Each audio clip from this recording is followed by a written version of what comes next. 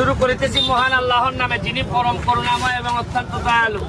আমার গর্ত আমি ভরাট করব, এই জন্য সবার দিকে তাকাই থাকবো না। আমি এমপি হওয়ার পর আমার যতগুলা রাস্তা আছে সবগুলা রাস্তা দেখা যাচ্ছে যে প্রথম সপ্তাহে ছোট গর্ত হয়, পরে কয়েক সপ্তাহ সময়ের ভিতরে অনেক বড় গর্ত রাস্তা চলাচলের জন্য অনুপযোগী হয়ে যায়।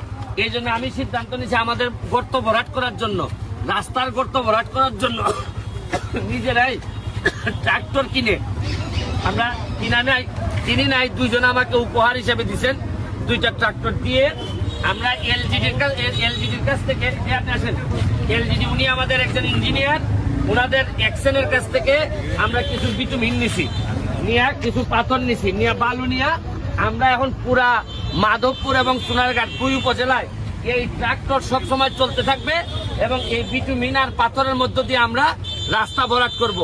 আমার একটা বিশ্বাস যে শুনেন, কাশি যদি ঠিক মতো আপনি চিকিৎসা না করেন তাহলে এই কাশি কিন্তু হাঁপানিতে রূপান্তরিত হয়। রাস্তার ক্ষেত্রে গর্ত ভরাট যদি আপনি না করেন তখন পরবর্তীতে এই গর্তের কারণে রাস্তা পুরোপুরি নষ্ট হয়ে যায়। আপনাদেরকে দেখাচ্ছি যে কি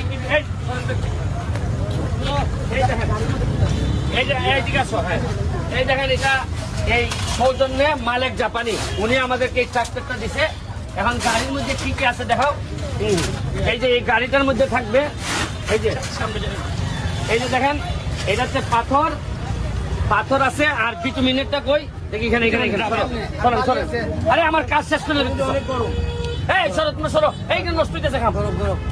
এই যে এই বিটুমিনের জন্য ধন্যবাদ জানাচ্ছি আমাদের হবিগঞ্জের অ্যাকশন মহোদয়কে, যে উনি আমার বিটুমিন দিয়ে সহযোগিতা করার কারণে এখন আমার এলাকার যে রাস্তার গর্ত এটা ঠিক আছে, এইটা তো হবিগঞ্জের জেলাতে থেকে অনেক অফিসাররা জানেন না কখন গর্তগুলা হচ্ছে।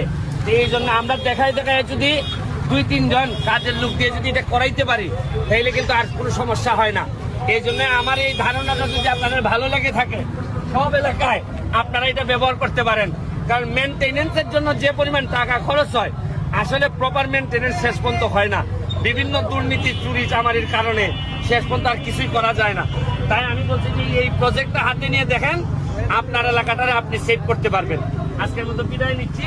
তুমি একটু দেখাই দাও যে এই উদ্যোগটা ট্রাক্টরের মাধ্যমে জনস্বার্থে এই ট্রাক্টরগুলো নিয়োজিত, এরা জনস্বার্থে কাজ করে যাবে। ভালো থাকবেন, সুস্থ থাকবেন। আর আছে আমার ইঞ্জিনিয়ার সাহেবের কাছে একটু ইন্টারভিউ নিয়ে নাও, একটু 1 মিনিট একটা ইন্টারভিউ নিয়ে নাও। সারা বছরই এমএলসি কার্যক্রম করে থাকে। আমাদের ডিস্ট্রিক্ট লেভেলে একটা থোক বরাদ্দ আসে, সেটা ডিস্ট্রিক্টের একজন স্যার